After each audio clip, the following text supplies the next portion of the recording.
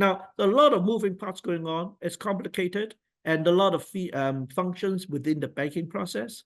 How do we then manage all the banking process? That is the governance management. So I will leave that to Dr. Hassan to discuss the management. But for those banks, they're concerned about how you compare with other banks. This is a very interesting, just 2 minutes, explain how interesting, how important that is. We look at a product margin often, but actually through our database, we show that the margin only represents 50 at best, 50% of the NII we're reporting. All the time we're looking for spread, that is only at best 50% of the NII that we're reporting. And other part of the how much liquidity you have, that can be as low as 2%, can be as high as 50%. We have the peer group comparison of all the banks, and you can compare the banks with it. So in these applications, I turn to Dr. Hassan to talk about how we can use the government management process. Thank you very much, Dr. Tom, and thank you for Megan from the introduction, and thanks for all the attendees and participants. I would like to start by saying, like, I had the pleasure to accompany even the model, the income risk attribution as a model to accompany its development from early stages with Dr. Tom. So it was a privilege and an eye-opening experience and contribution.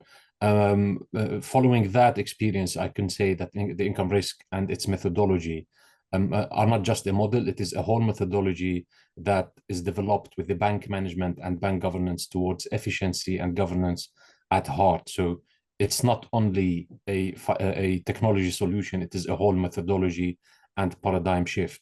And that's because income risk represents it is a paradigm shift in the whole bank governance.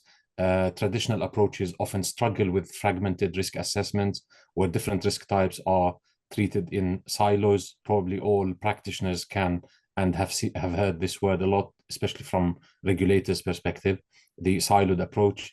This leads to static strategies that may not adapt quickly to market changes.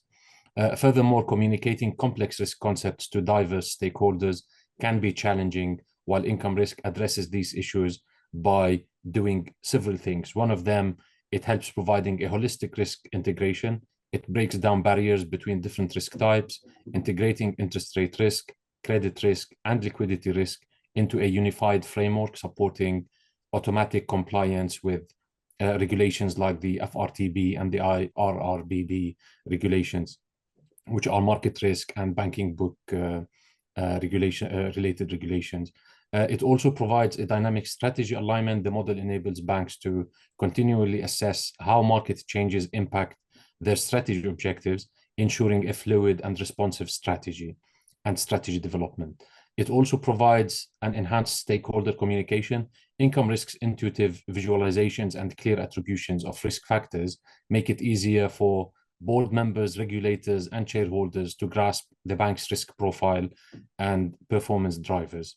These improvements lead to stronger overall governance and depicted in the visualization provided above and explained by Dr. Tom.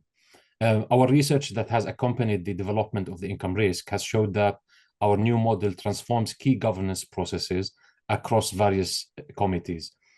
At the Board Risk Committee, Income Risk provides a balanced scorecard showing risk-adjusted performance metrics for each business line or product. This gives the board deeper insights into the risk-return trade-offs, which are often missing in traditional approaches.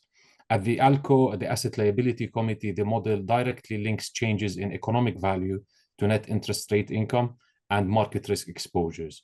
This enables a revised asset liability matching strategy that optimizes the balance between net interest income and the economic value changes, which is a level of optimization often unachievable with traditional models. At the Risk Management Committee, the income risk model and methodology offers monthly attribution of changes in economic value, allowing for more frequent and comprehensive risk monitoring. This contrasts with the traditional approaches on asset and liability management that might rely on quarterly or less frequent assessments. At the audit committee level, the income risk approach, the model is based on the principle of conservation of value, ensuring all value flows are accounted for. This enables improved model validation and reconciliation between different risk measures like economic value of equity and earnings at risk, addressing inconsistencies that often plague traditional risk management approaches. Our research also and several scenario testing that we have conducted during the development of our income risk methodology and model, we've seen that that income risk drives significant efficiency gains in governance and compliance processes. And especially here, I will highlight three pillars: proactive risk management, income risk advanced modeling capabilities allow the banks to simulate various scenarios and stress tests with unprecedented speed and accuracy.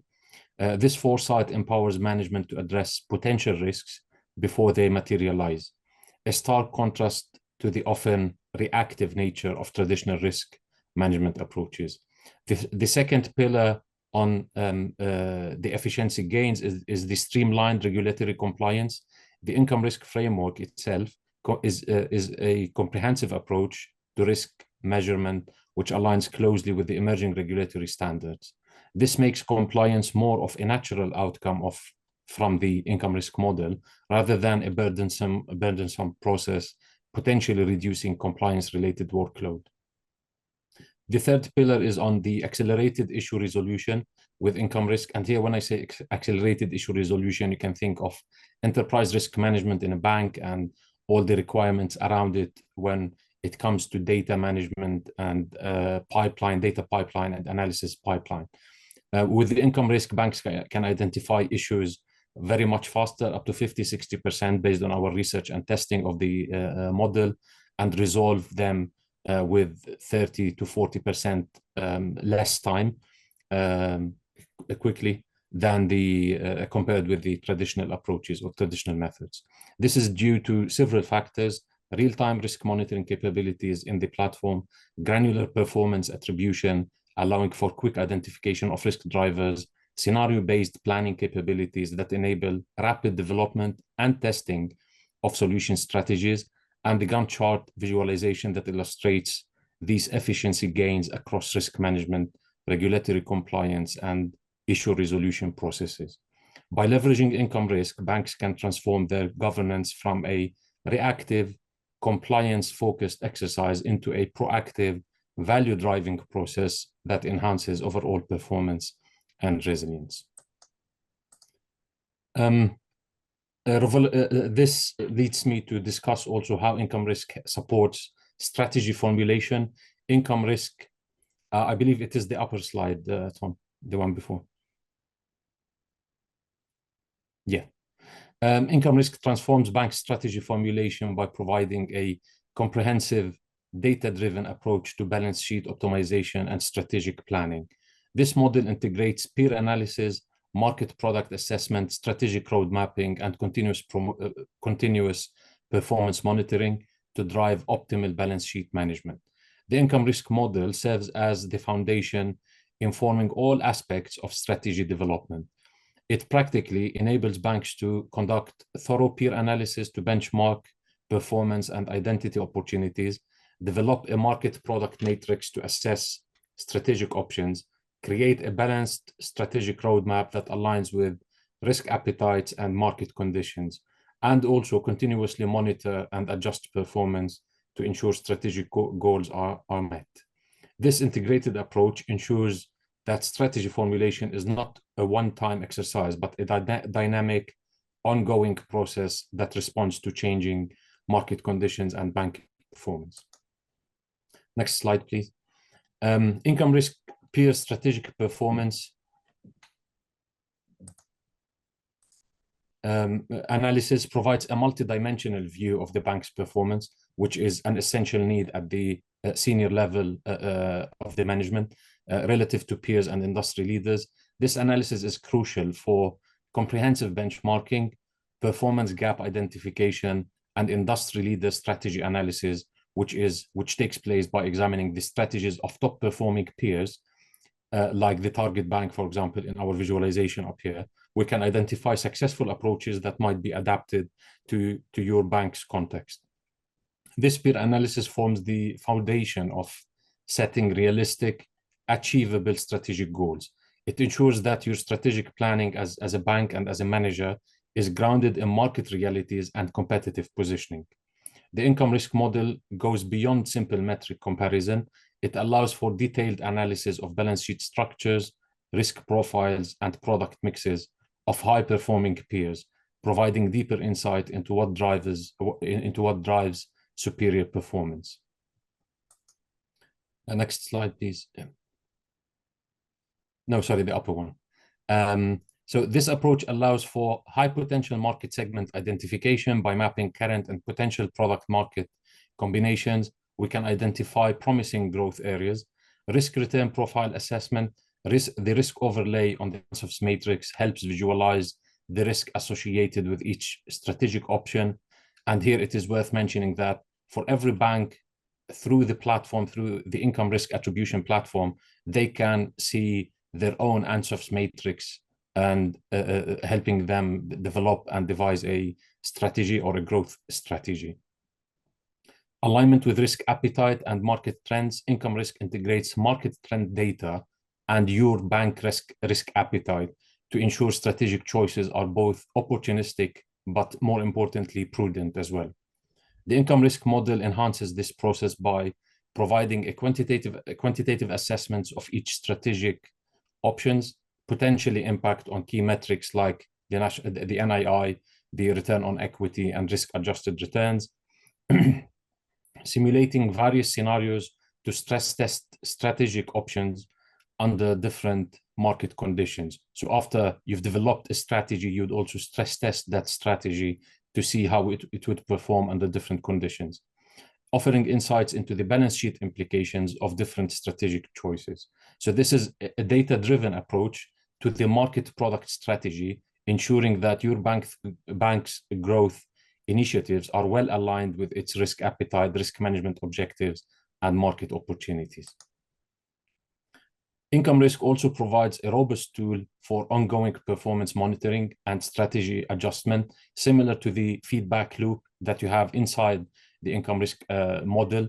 Also, at the outer side, having the strategy developed, you would also want to need monitoring of this strategy. So also you can have the chance to do any correction measures before or ahead in time, ensuring that your bank can adapt to changing market conditions and maintain alignment between strategic goals and risk management objectives. Key aspects of this process includes tracking implementing strategy performance, adjusting initiatives based on market conditions, continuous alignment of strategic and risk management goals, and through offering a what-if scenario to guide and support the management. So I think it is at the top of the hour. It's a perfect timing. And Dr. Hassan, thank you very much. It's top of the hour. I think I just put up the slide and talk about our challenges and how we have responded to them. We do have it. I just want to let you know, we do have an extra 30 minutes for questions and anything going extra, just as you're aware. That's right. So I think we welcome any discussion, any questions. As Megan said, that we certainly will stay on, but I don't want to overuse the time, a lot of time of an hour. So we started off today's discussion on the challenges, and I believe that the following recommendations suggested that we can handle these questions with the models. And I think I really think that Dr. Hassan has elaborated very well how the models can address these three questions, both on a tactical level, that is transaction, as well on a strategic level, like product development, diversification, and all that. The model, comprehensive, integrated, and can address these questions.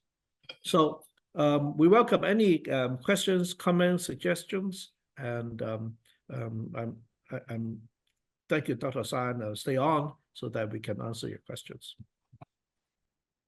Of course. Thank you, Tom. Thank you.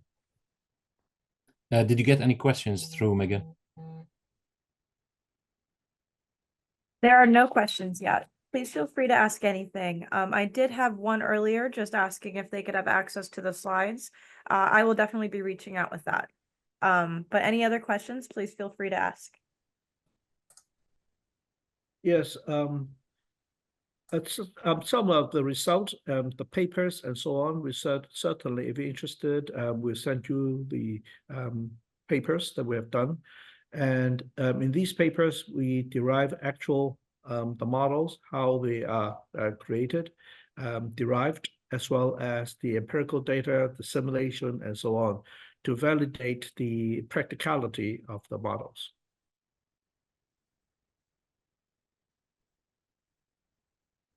So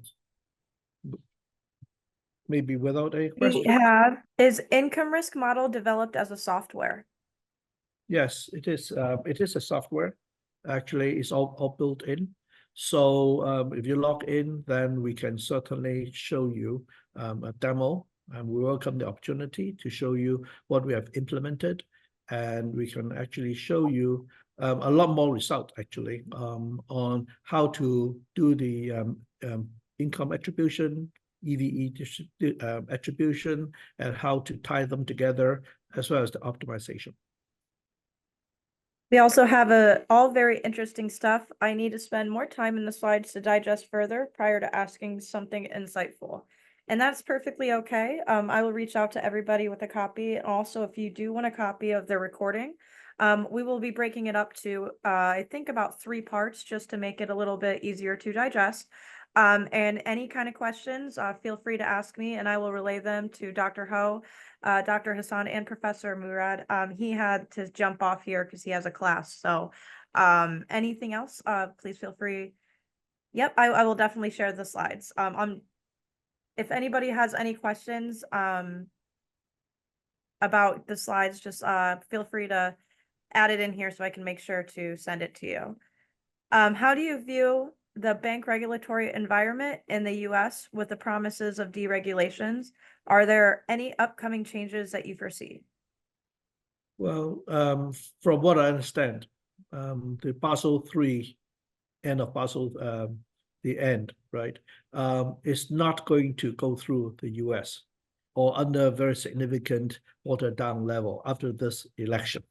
That was made, that was commented by most people talk about that. So in the Basel III issue, that will be changed. I think also the community banks will be under less regulatory requirement under this after this election. That is my understanding. Dr. Hassan, what do you think? It is a very, very interesting question. From our perspective here in Europe, it's usually that even when you are looking at the bank regulations, there's usually the US set of regulation and the rest of the world set of regulation. So the US has managed to usually keep themselves away. And as you rightly mentioned, the Basel III end game, as they called it, to highlight also the aspect of the community banks, even here in Europe or the rest of the world, non-USA banks, we all know there is the standardized approach and there is the internal model approach. So the banks that are under the 50 billion threshold in total assets, they have kind of an automatic standardized approach method to use and utilize, while banks with more than that, they have the opportunity to go into like deeper analysis and assessment to seek approval to do the internal method. And just between parentheses here, why would banks go standardized or internal method? Simply, it is capital savings and more tailored capital budgeting, let's say, or risk budgeting, allowing banks to preserve more of capital for later investment. And as you rightly mentioned, Dr. Tom, the environment seems to be going more towards deregulation now, although this time even the phase of regulation, and here I'm hinting at the cyclicality of regulation, deregulation, and crisis, even though this time probably disturbed or disturbed by the COVID or what we have faced during COVID, the regulations that started in 2014, 15, and slightly before that, and so on, they haven't seen the full phase of implementation. Yet in the US, we have this strategic political level change, which seems to be kind of like clear and apparent that it is going for deregulation. Everybody's expecting that the upcoming administration is kind of like more free hand with things. So yeah, I certainly agree with what you said. Just want to add, I made this comment once before with European regulators and banks. The American approach tends to be more pragmatic, whereas EU part is really fixed to particular rules, even quoting academic models like enterprise capital reserve and all that. US, not so. In fact, when I give my keynote speeches to regulators, 14 bank regulatory agencies, it made it very clear to me that in the US, we are not going to combine credit risk and market risk, which is not true in Europe. Right? You have all the capital charge for different type of risk. We don't. They even made it clear to me that that's not going to happen in the US, at least in my last meeting. So going forward, probably we won't have these capital charge on the capital. There will be a seesaw, but it's really quite different to the European approach. Yeah, And yeah. Just the Basel III endgame. Sure. Just 2 points here before we go over, if before taking the next question. I wanted to ask about, not ask, but also like think, because it is an interesting area. How, if you remember, during the 90s, the idea of regulatory arbitrage. So I'm imagining that non-US and particularly Europe, because of the close connection and interconnectedness between our banks in Europe and the US, you will end up having one heavily regulated environment and one deregulated or heavily deregulated environment, leading to an area or an environment of regulatory arbitrage. So banks having, let's say, regulated entities in both places in Europe and in the US will certainly get to a point where they feel like, let's do everything high risk in the US because it is less regulated, and everything non-risk but more on the capital side in Europe and other let's say heavily regulated places. And this, I'm 100% sure that it will lead to an area of regulatory arbitrage, triggering more risk taking, more crisis or stresses, let's say, and then leading to a further probably re-regulation at the end of the cycle. My second point was regarding what you mentioned about the capital and like dividing the capital.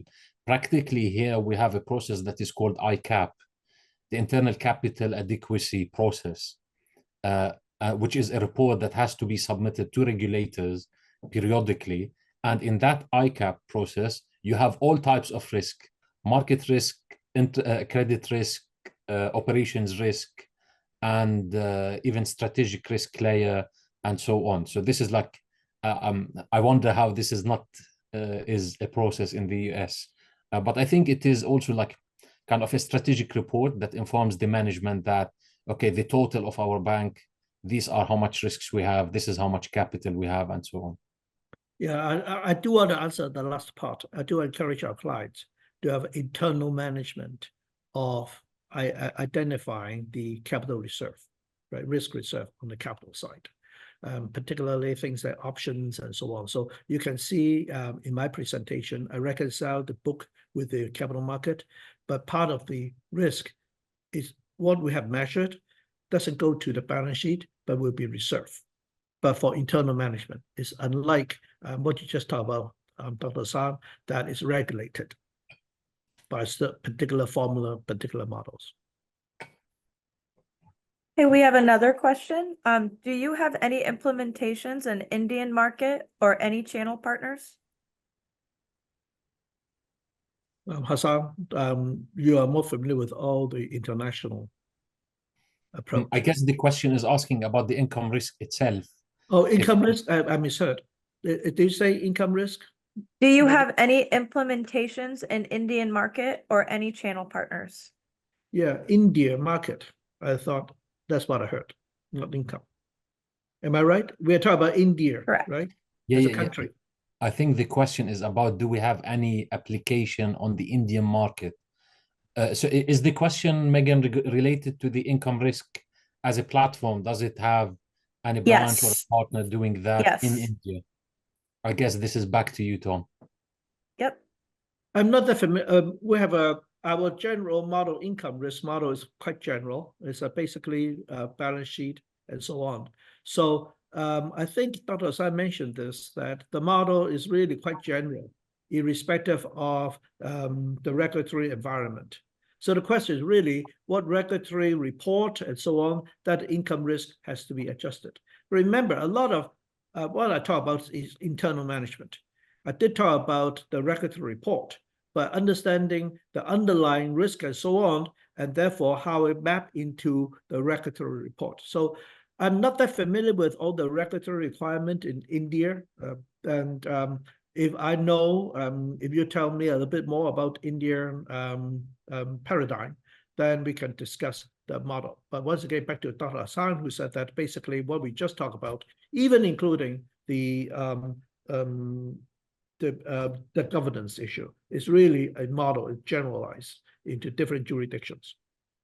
Yeah, I just want to add one more thing. If there is any interest in seeing this model or informing partnerships to cater for the Indian market, by all means, get in touch with Megan or Dr. Tom or myself, and we can explore opportunities.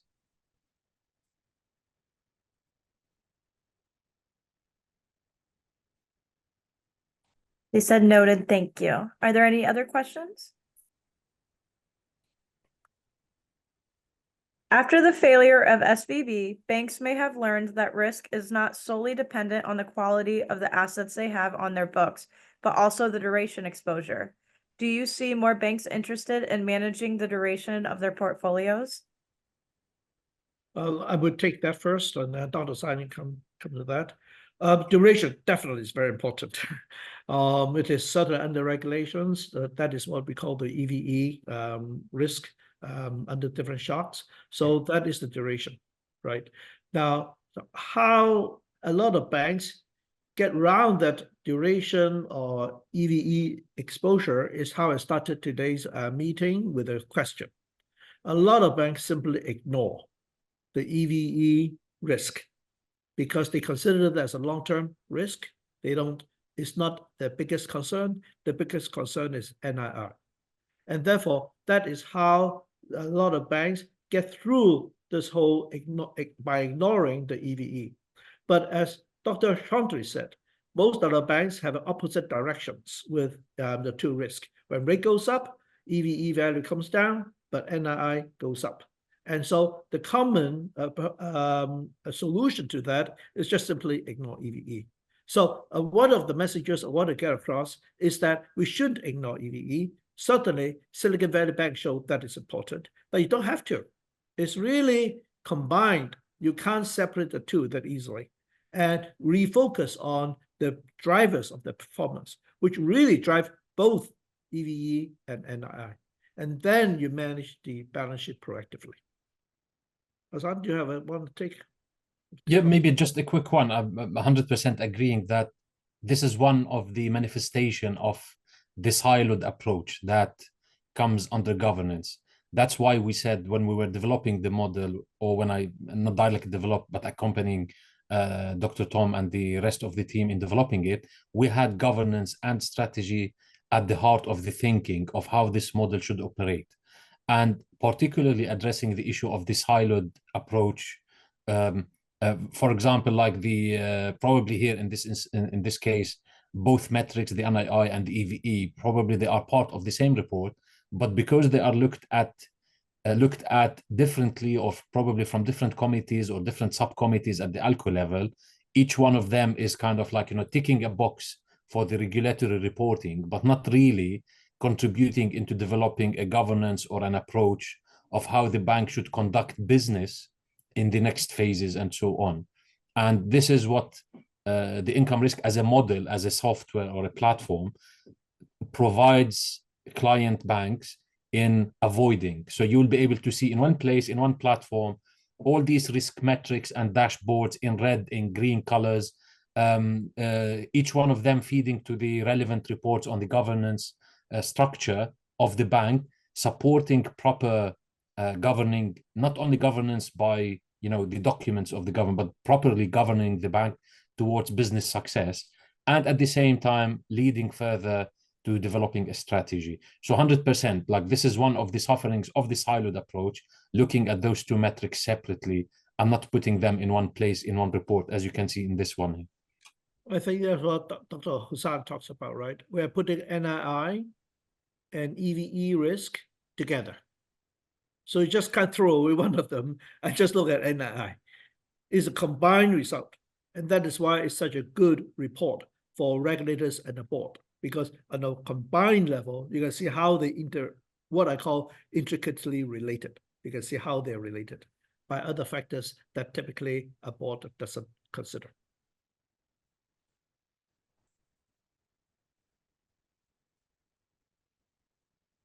For any banks, not our clients, we are delighted to generate some of these reports for you, so that you can see your bank using publicly available information of call data to show how has been performed the last few cycles.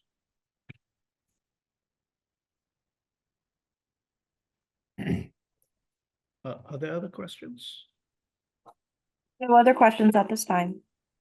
We do have 10 minutes technically left, if we do have any last minute questions. If not, we'll wrap it up.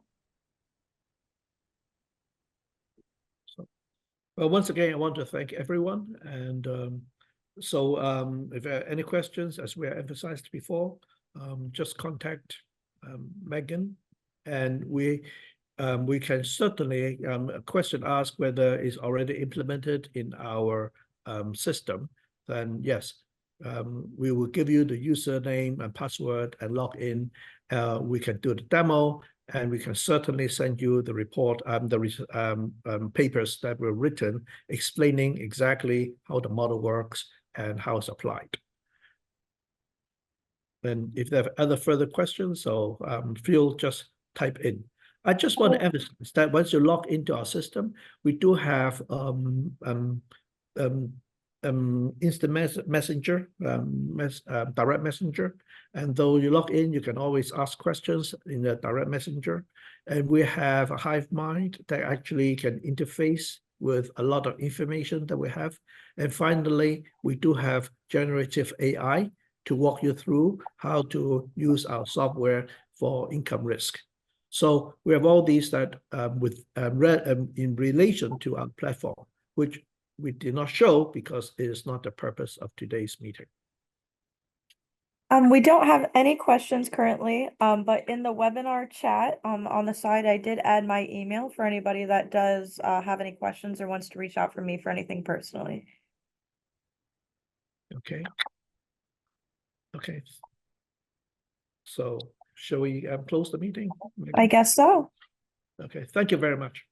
Thank you, everybody. Thank you.